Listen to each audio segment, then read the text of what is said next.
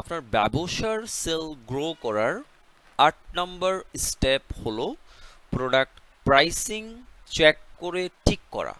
Like আপনার product সে আজকে 10টা ডেলিভার হলো, বাট এইখান থেকে সামহাও 3টা রিটার্ন আসলো। তো এই যে রিটার্নের যে লস, লাইক আমি যদি চিন্তা করি 120 টাকা করেও যদি চিন্তা করি অ্যাভারেজ, তাহলে আমার 3টা যদি সেল আমার রিটার্ন আসে তাহলে আমার লস কত হয়?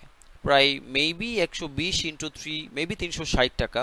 সো এই যে 360 টাকা, এটা আমার লস যাচ্ছে ডেইলি। 10টা প্রোডাক্ট যাচ্ছে, তার থেকে 3টা প্রোডাক্ট আমার রিটার্ন আসে। তাহলে ডেইলি 3টা যদি রিটার্ন আসে, অন এভারেজ 30 দিনে আমার 10,000 টাকা লস।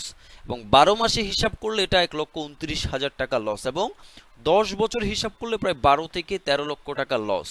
তো আমার বিজনেসের এই যে লস, যেটা আমি যদি একটু ক্যালকুলেশন করতে জানতাম আমার প্রোডাক্ট প্রাইসিং নিয়ে, তাহলে এই লস থেকে আমি বাঁচতে পারতাম এবং আমার বিজনেসের গ্রোটা এই যে 12 লক্ষ থেকে 10 লক্ষ টাকা, এটা আমার প্রফিটের মধ্যে চলে আসতো।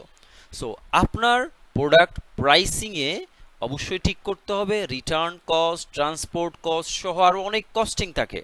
আপনি জাস্ট অনলি একটা প্রোডাক্ট নিয়ে আসছেন, প্রোডাক্ট প্রাইসিং করলেন 300 টাকা, প্রফিট করব, এভাবে কাজ করবে না। প্রোডাক্ট প্রাইসিং ক্লিয়ারলি করতে হবে যদি আপনি হাই প্রফিট করতে চান আপনার প্রোডাক্ট থেকে কোনো ধরনের লস না করে।